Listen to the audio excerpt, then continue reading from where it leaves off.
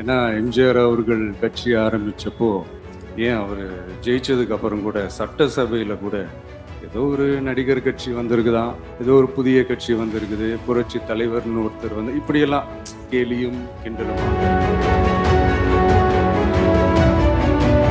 மணப்பெண்ணின் பிரத்யேகமான திருமணம் விவாஹா தி சென்னை சில்க்ஸ். இந்த விஜய்க்கு என்ன அனுபவம் இருக்குது, எம்ஜிஆர் அவர்களுக்கு எவ்வளோ அனுபவம் இருக்குது தெரியுமா? 52லேருந்து 72 வரைக்கும் அந்த 20 இயர்ஸ் திமுகவில் இருந்த ஒரு அரசியல் அனுபவம் எவ்வளோ இருக்குது தெரியுமா? இவருக்கு கேள்வி மட்டும் தான் கேட்க தெரியும், பதில் சொல்ல தெரியாது, நிருபர்களை சந்திக்க மாட்டார், டெல்லியை வகிச்சிக்க மாட்டார், மேலே இருந்து அவருக்கு அவ்வளோ ப்ரெஷர் இருக்குது, அப்படி இப்படின்னு சொன்னதும் அதே வாய் தான். அநீதி, அராஜகம், தில்லு முள்ளு இவையெல்லாம் திமுக முதற்றே உலகம்.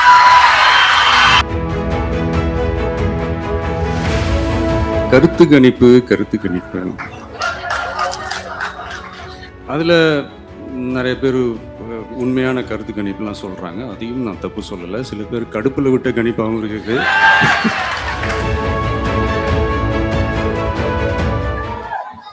நம்ம கட்சியினுடைய 2வது ஆண்டு விழா, அதாவது 3rd இயரோட தொடக்க விழா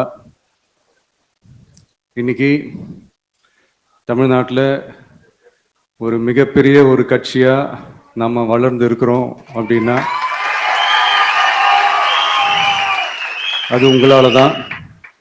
பிளஸ் நம்மளை நேசிக்கிற கோடிக்கணக்கான மக்களும் தான் அதுக்கு ஒரு மிக முக்கிய ஒரு காரணம்.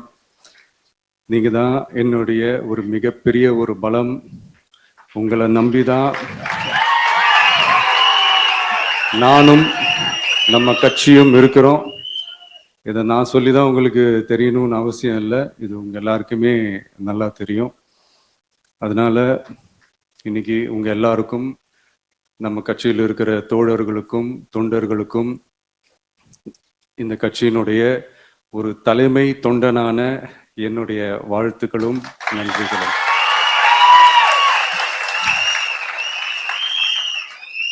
அப்புறம் என்ன, மைக்க பிடிச்சாச்சு, வெடியை கொளுத்தி போட்டுருவோமா?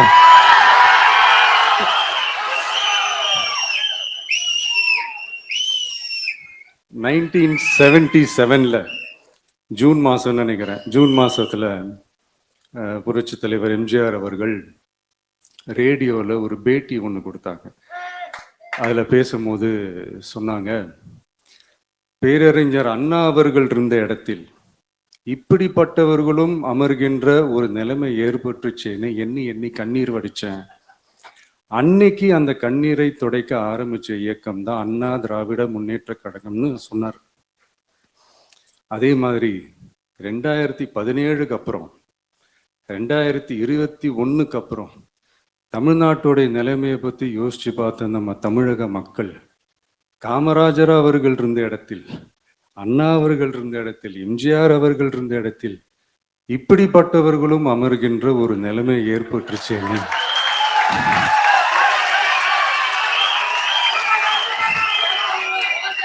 தமிழக மக்கள் கண்ணீர் வடிச்சாங்க. இன்னைக்கு இந்த கண்ணீரை துடைக்க ஆரம்பிச்ச இயக்கம் தான் தமிழக வெற்றிக்கழகம்.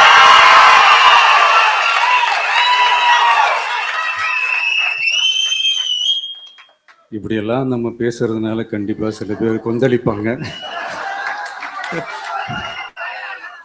அது பதிலா நம்ம கவலைப்படக்கூடாது, ஏன்னா கொந்தளிக்கிறது தான் அவங்களுக்கு வேலையே. புரிதுங்களா அவங்களுக்கு? ஏன்னா எம்ஜிஆர் அவர்கள் கட்சி ஆரம்பிச்சப்போ ஏன் அவர் ஜெயிச்சதுக்கு அப்புறம் கூட சட்டசபையில கூட ஏதோ ஒரு நடிகர் கட்சி வந்திருக்குதான், ஏதோ ஒரு புதிய கட்சி வந்திருக்குது, புரட்சி தலைவர்னு ஒருத்தர் வந்து இப்படியெல்லாம் கேலியும் கிண்டலுமா. அதனால யார் அரசியலுக்கு வந்தாலும் இப்படி கொந்தளிக்கிறது தான் அவங்களுடைய வேலையே. அப்படிதான் நாம அரசியலுக்கு வந்ததுக்கு அப்புறம் கூட இந்த விஜய்க்கு என்ன அனுபவம் இருக்குது, எம்ஜிஆர் அவர்களுக்கு எவ்வளோ அனுபவம் இருக்குது தெரியுமா? 52லேருந்து 72 வரைக்கும் அந்த 20 இயர்ஸ் திமுகவில் இருந்த ஒரு அரசியல் அனுபவம் எவ்வளவு இருக்குது தெரியுமா? விஜய்க்கு என்ன பெரிய அனுபவம் இருக்குதுன்னு கேட்டா அதே வாய் தான். அன்னைக்கு எம்ஜிஆர் அவர்களை பார்த்து அன்னைக்கு எம்ஜிஆர் அவர்களை பார்த்து அரசியல் அரிச்சுவடி தெரியாதவர், கவர்ச்சியை மட்டுமே நம்பி இருக்கிறவரு, அட்டக்கத்தி, வாய் விளம்பர வள்ளல், இவருக்கு கேள்வி மட்டும்தான் கேட்க தெரியும், பதில் சொல்ல தெரியாது, நிருபர்களை சந்திக்க மாட்டாரு, டெல்லியை வகச்சிக்க மாட்டாரு, மேல இருந்து அவருக்கு அவ்வளோ ப்ரெஷர் இருக்குது, அப்படி இப்படின்னு சொன்னதும் அதே வாய் தான். அதனால எம்ஜிஆர் அவர்களை மட்டும் இல்ல, அவருடைய தொண்டர்களை கூட விட்டு வைக்கல. அது என்னது, இந்த பளபளப்பு ஜொலி ஜொலிப்ப பார்த்தா பல்லிழிப்பவங்க, இப்படியெல்லாம் கிண்டலும் கேலியுமா, இது எல்லாம் மக்கள் ஒரு மாதிரி சைலண்டா வாட்ச் பண்ணிக்கிட்டு என்ன பண்ணாங்கன்றது உங்களுக்கே நல்லா தெரியும். அவரு ஜெயிச்சதுக்கு அப்புறம் இந்த அரசியல்ல பழந்துன்னு கொட்டை போட்டா சொல்லுவாங்கல்ல, அவங்க எல்லாருக்குமே அந்த கோட்டைன்றது ஒரு பகல் கனவாவே மாறிடுச்சுன்னா பாத்தீங்க. 77 மாதிரியே இப்பவும் அந்த பழைய தேஞ்சு போன, துருபிடிச்சு போன, நஞ்சு போன அதே அந்த பழைய வெப்பனையும் இப்பவும் கையில் எடுக்கிறாங்க. அதனால மை டியர் ஜென்டில்மேன், டெக்னாலஜி எல்லாம் வளர்ந்து வேற எங்கேயோ போயிட்டு இருக்கு, அட்லீஸ்ட் உங்க டெக்னிக்கையாவது கொஞ்சம் மாத்துங்க பாஸ்.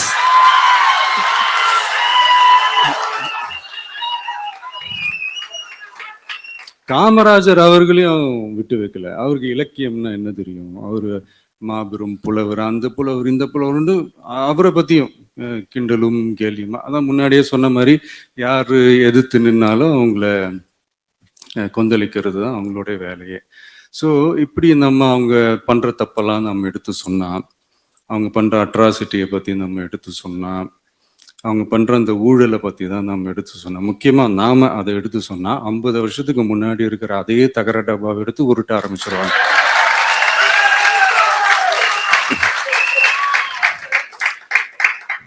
பவள விழா பாப்பாக்கு வேற என்ன தெரியும்?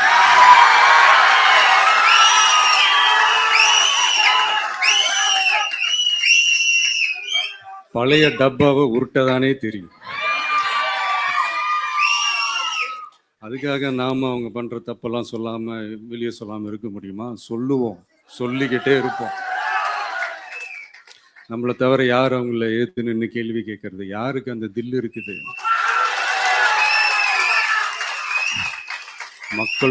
மக்களோட ஒரே பிரதிநிதி நாம மட்டும்தான்.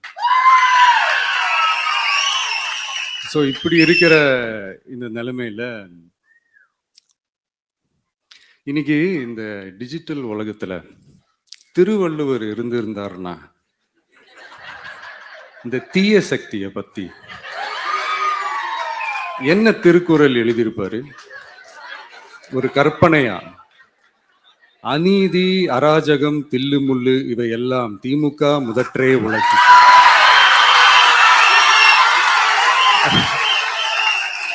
ஒரு கற்பனையா?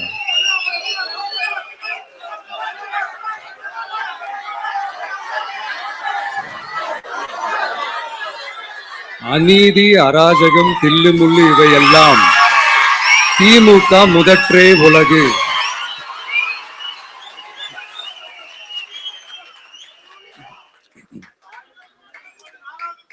அடுத்து இந்த என்னப்பா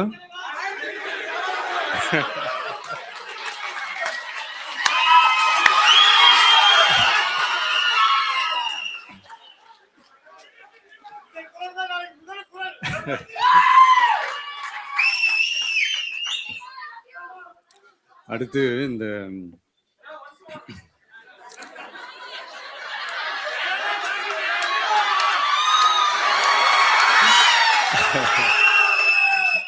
சொல்லிட்டேன், 2 வாட்டி சொல்லிட்டேன். அநீதி, அராஜகம், தில்லுமுள்ளு இவை எல்லாம் திமுக முதற்றே உலகு.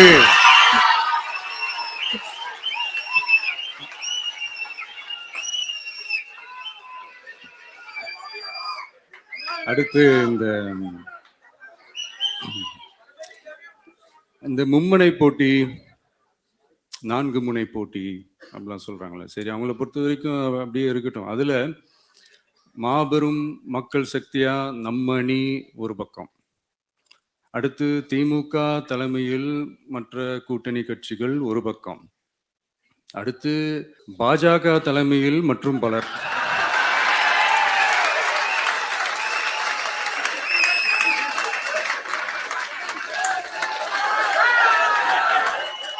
என்னப்பா சிரிக்கிறீங்க? உண்மைதானேப்பா சொன்னேன்.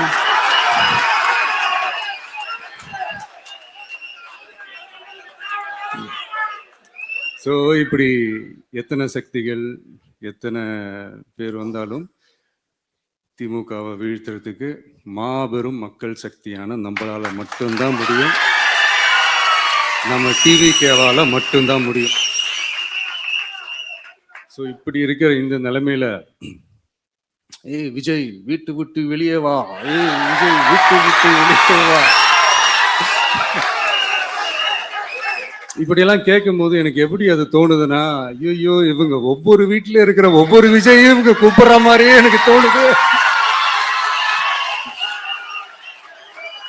அப்படிதான் எனக்கு தோணுது. அதனால பொறுங்க பாஸ், வருவாங்க, முறையா வருவாங்க. ஓட்டு போடுற அன்னைக்கு ஓட்டர் ஐடிய கையில் எடுத்துக்கிட்டு ஒவ்வொரு வீட்டுல இருக்கிற ஒவ்வொரு விஜயும் ஒவ்வொரு விஜயும்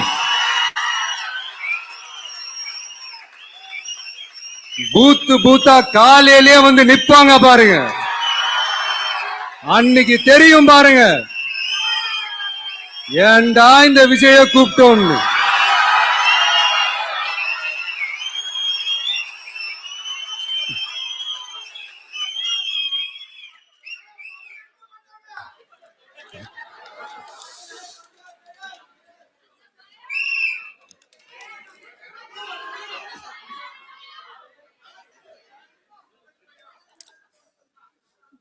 ஸோ இப்படி பேசினா உடனே இவரு நான் சினிமாவா இது அப்படின்ட்டு ஆரம்பிச்சிருவாங்க.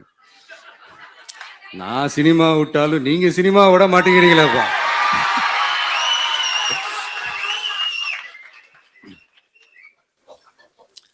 அப்புறம் இன்னொரு ரீசெண்டா அந்த ஒரு விஷயம் போயிட்டு இருக்குல்ல, இந்த கருத்து கணிப்பு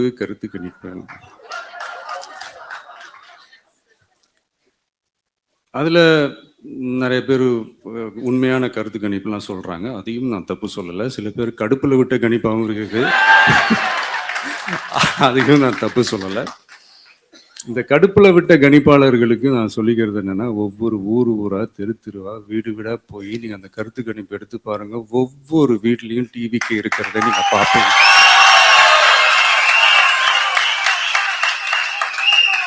அப்படி சப்போஸ் உங்களுக்கு அது ஷாக்கிங்கா இருந்துச்சுன்னா ரப்பர் வச்சு எல்லாத்தையும் அழிச்சிட்டு மறுபடியும் முதல்ல இருந்து எடுத்து பாருங்க, அதே ரிசல்ட் தான் வரும்.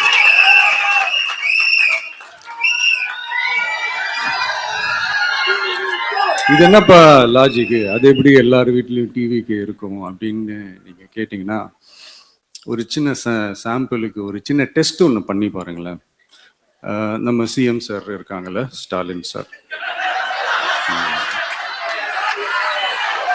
ஒரு 2 years பேக் இருக்கும்னு நினைக்கிறேன். ஒரு மேடையில் பேசும்போது சொன்னாங்க, இந்த மாதிரி என்னோட கட்சிக்கு அவங்களுடைய கட்சிக்காரங்க சில பேர் பண்ற அட்ராசிட்டி, ஒரு சில மந்திரிகள் பண்ற சில அட்ராசிட்டிஸ்லாம் பார்த்து ராத்திரியில எனக்கு தூக்கமே வரமாட்டேங்குது அப்படின்னு ஒரு 2 years பேக் இருக்கும்னு நினைக்கிறேன். அந்த வீடியோ கூட இருக்குது. அப்படி இருக்கிற அவரு என்னைக்காவது ஒரு நாள் அசந்து தூங்குவார்ல, அப்ப அவர்கிட்ட போய் சார்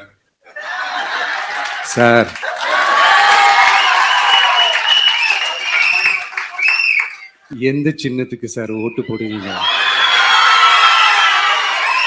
அப்படின்னு கேட்டு பாருங்க. விசில் சின்னத்துக்கு தான்.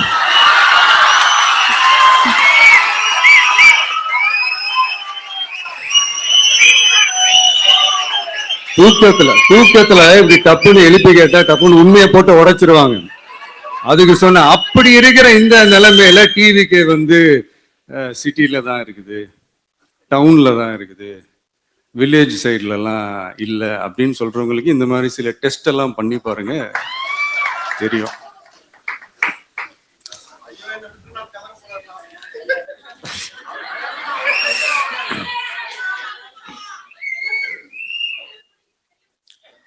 விசில் சின்னம் போகாத ஊரே இல்லை. விசில் சின்னம் எங்கெல்லாம் இருக்குதோ அங்கெல்லாம் டிவிக்கே இருக்குதுன்னு அர்த்தம். என்னுடைய அம்மா, அக்கா, தங்கைகள், அண்ணன், தம்பிகள் டிவிக்கேக்கு ஓட்டு போடுறத யாராலையும் தடுக்க முடியும்.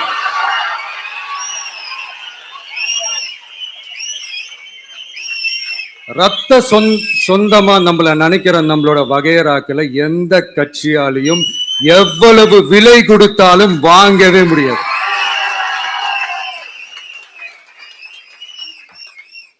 நான் ஓவர் கான்பிடன்ஸ்ல பேசுறேன் அப்படின்லாம் நினைக்காதீங்க. இதுதான் கள நிலவரம், கள யதார்த்தமும் இதுதான்.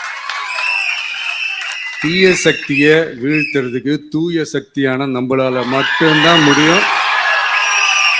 இந்த 2026 சட்டமன்ற தேர்தலில் டிவிக்கே தான் மக்களோட ஒரே ஆப்ஷன். Otherwise no diversion.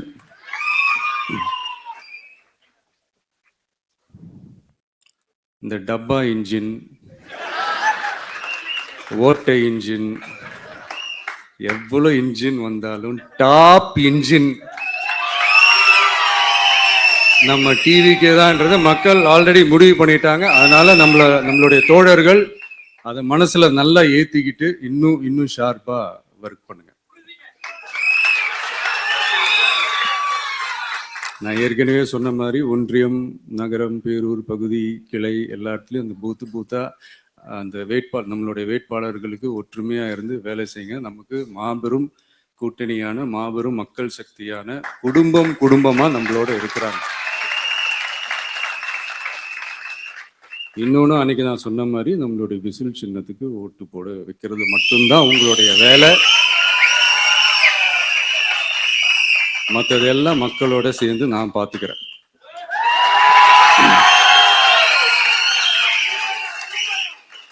தமிழ்நாட்டோட அரசியல்ல தி விசில் ப்ளோயர் இஸ் டிவிகே.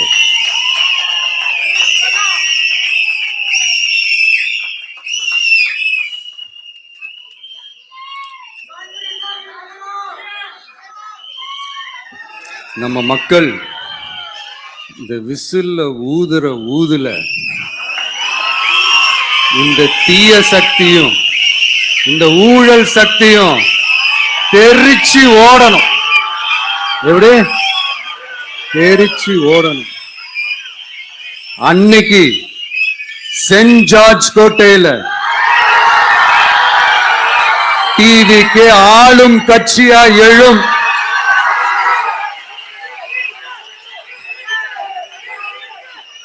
உங்களோட நான் இருக்கேன், நம்மளோட நம்ம மக்கள் இருக்கிறாங்க. இதுக்கு மேல என்ன வேணும்? கான்பிடண்டா இருங்க, நல்லதே நடக்கும், வெற்றி நிச்சயம். மீண்டும் சந்திக்கும் வரை நன்றி, வணக்கம். மணப்பெண்ணின் பிரத்யேகமான திருமணம் விவாஹா தி சென்னை சில்க்ஸ்.